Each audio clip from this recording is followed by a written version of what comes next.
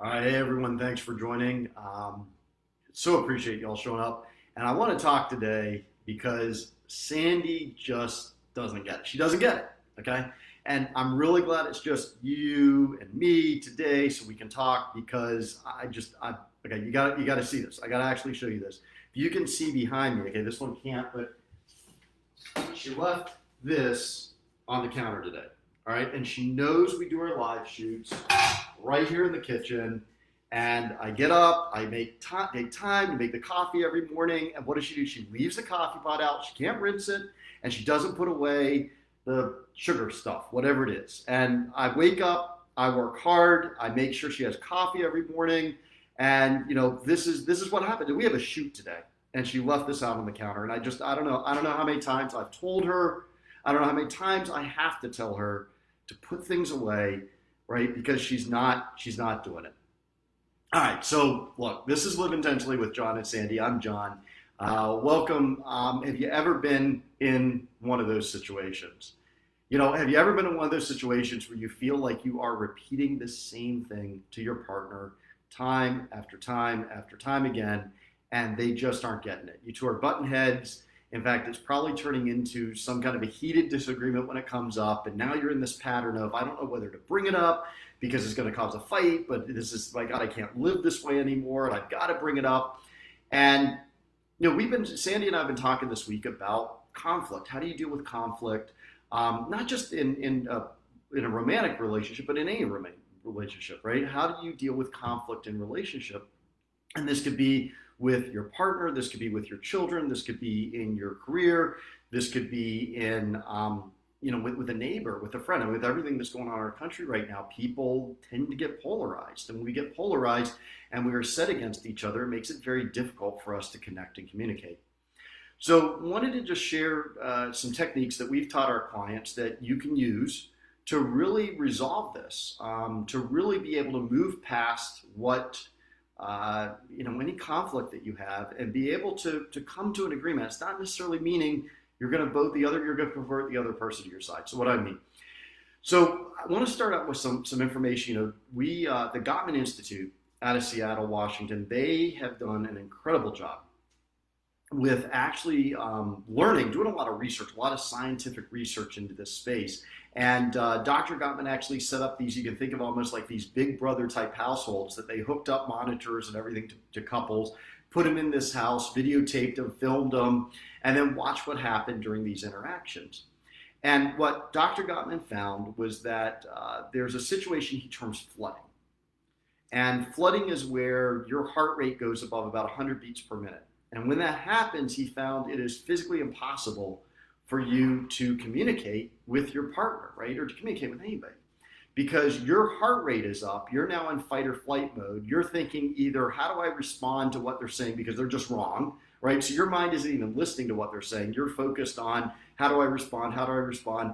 Or, especially for men, this is common, how do I shut this down? Right? How do I make this end? Because the masculine in us is like, it's all about, okay, we got to complete this market, move on. So how do I shut this thing down? So we get in those situations, this fight or flight, we're in this flooding state, and it often leads to what Dr. Gottman also refers to as the four horsemen of a relationship. And that's where one or more of the partners goes into criticism, or they go into contempt. They go into a defensive posture, right? Or worse yet, they go into stonewalling. And look, I'm absolutely guilty of this one. I know a lot of times if I can't handle certain things, and that's really what it's about, I can't handle a disagreement or a conflict, I'll shut down, stonewall, and that's the end of the conversation. And so it's recognizing when we get to that state, it's not productive for anyone to do that. So what do you do? What do you do when you have this repeated thing that just, it's coming up and you really can't live with it anymore, but you need to talk about it. You know that you want to do this, or maybe you want to move past it, right? You really want to move past it. So in the men's group that I'm in, and something that we train our clients, I'll tie it into this, but in the men's group I'm in, we had an opportunity to exercise this live in person yesterday. We were talking about what was going on in the world with racial injustice, with just any kind of really prejudice, and what do we need to do, right, to get to the end goal of more equality, more justice, better prosperity, better life for everybody. And I had two of us, well, I was one and another gentleman with differing opinions. And we used this approach to actually have the discussion. And it's fantastic in how it allows you to have this discussion without getting into a flooding state, without getting into one of the four horsemen, without just shutting down, and really allowing both sides to be seen and be heard and be witnessed and convey what they're trying to understand to the other person. So the first thing is, and we always recommend this, or remind our clients of this, men especially for us, right? When you get into any sort of conflict, check your posture and check your breath. Breath is one of the first things that goes, and we don't even realize it, right? It's one of these, it's the reason why you hear people gasp during really tense moments of a film or something, is because we stop breathing. And all of a sudden our body goes, oh, we got to breathe, right? And we breathe because something happened. So that happens so often in conflict. If you aren't breathing, that's the very first step. So when you get into conflict or you're having any kind of a tough discussion, check your breathing. Are you breathing? Are you breathing deeply into your belly? Are you taking deep breaths? Right? That'll help keep you relaxed and help keep you going. And also check your posture. Is your heart open? I mean, physically, is your heart open? Are you exposed at your chest? Are you shut down, right? Are you defensive? Are you turning away, right? You aren't facing the person anymore. So that breath work and that posture, I think is always key into what you're going into in any conflict. So here's the tool that was shared both by my teacher, John Weiland, and he had incorporated some work from Ellison Armstrong as well. And it's a fantastic technique that you can use to go through the conflict. So here's the structure of it. Here's basically how it works. I'm referring to my note cards to make sure I get it right. So the first thing you're going to do is and we talked about this earlier this week, you want to set aside some time to actually have the discussion. Now, this might not always be possible. It might be someone that you meet and you're at lunch and all of a sudden you get into the heated conversation, so you kind of pull it out and do it. But where possible, we want you to schedule. Go ask your partner, hey, baby, I've got something that I want to talk to you about. It's really important. Can we set aside some time tonight or tomorrow? When's some time we'd have 30 minutes or an hour that we can just be uninterrupted and do this? So scheduling it gives your partner a little bit of a heads up. Something's coming. They can anticipate it, and also allows you to kind of think through what's really bothering you, right? What are you going to do?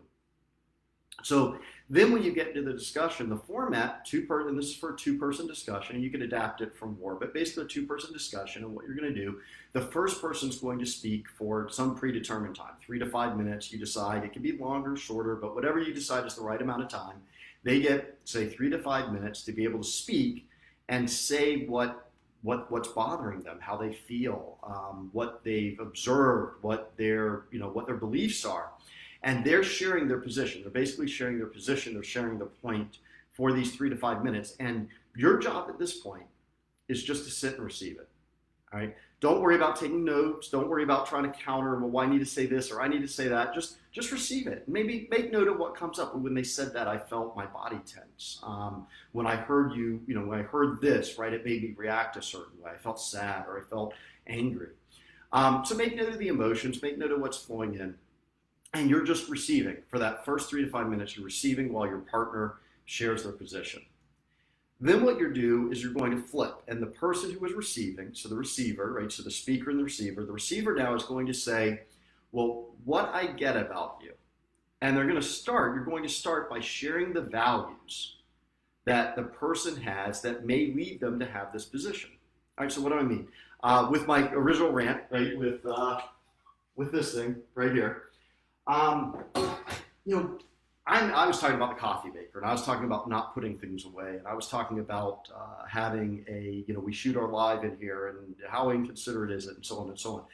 So Sandy's going to receive that from me, but then what she's going to reflect is, well, what values might I have that would lead me to that position, right? So maybe I have a value for cleanliness. Maybe I have a value for being prepared. Maybe I have a value for organization, right? So what are the values that come out? With the discussion that we had focused on race, right? It came out, well, what are your values? Your values might be on justice. Your values might be on equality. Your values might be on personal responsibility, right? And there's different values that can come out. But what you're really doing is you're eliminating this whole you're right, I'm right, you're wrong type approach. And you're thinking, what are the values underneath that are driving it? And women, this is something that's so key for men, because our opinions really are typically based on our values. There's a value underneath it. So it's not just, well, we came up with something and this is how we feel it should be. It's, well, we came up with something after much deep thought and consideration because of these core values that are within us. And when we feel those core values aren't being recognized, it can cause a tremendous reaction for us because it's at our core that this is coming up. It's not just that there's the shirt is red instead of blue, or we put flowers in this room instead of that. It's something in our core values that are driving this. So then the next thing you do is you ask, did I miss anything? And so at this point, Sandy would say, did I miss anything? And then Sandy would say, I also heard you say, and share the points that she recalls from the conversation. You didn't put the coffee pot away, or I left something out. And then she'd say, did I get it? After she lists what she remembers. And I have a chance at this point to share anything that I think she might have missed with regards to the points that I made. And now Sandy gets a chance to speak. So we flip to Sandy. Sandy now has 3 to 5 minutes to share, here's what I think. So she could share her response about what's going on. And then you just repeat the same process. So now I would listen, I would receive, I would look for the core values and what she believes, right? And then I would repeat those values back to her. I'd share the values I see, ask her, is there more? Then I would share the points I heard her make and ask back, is there more? And I know this sounds really structured, and I know it sounds a lot less passionate than just the two of you facing off and screaming about something. But look, that pattern, if you're in that pattern, right, it's not solving anything, why not try something different, right? Why not do it a different way to approach it and give it a try and bring that passion, bring that energy into this structure, allow that passion to still flow through, but do it in a way that's respectful to both parties, that's going to help avoid the flooding where you aren't communicating, that's going to help avoid the fight or flight and leading to one of those 4 horsemen, right? So it's a bit of a practice that you can use with conflict, with any conflict, that hopefully is a really good tool that will help everybody just look, not just in your relationships, but in your life with anyone that you come into that is a difference of opinion, and really seeking the differences. You're not seeking to be right. You're seeking to understand the values of the other person. You're seeking to see and hear the other person, and then they're going to do the same for you in exchange. All right, so that's it. We love hearing from you all. If you haven't taken the quiz yet to see how you show up in a relationship, there's a great quiz. The link is in this post. And also, Sandy and I have a few slots available next week still, and would love to hear from you. If this is something that's raising interest or curiosity from you and you want to schedule some time with us to talk about it, the links to schedule time with either one of us are listed in this post as well. All right. Love you all. Stay safe. Take care.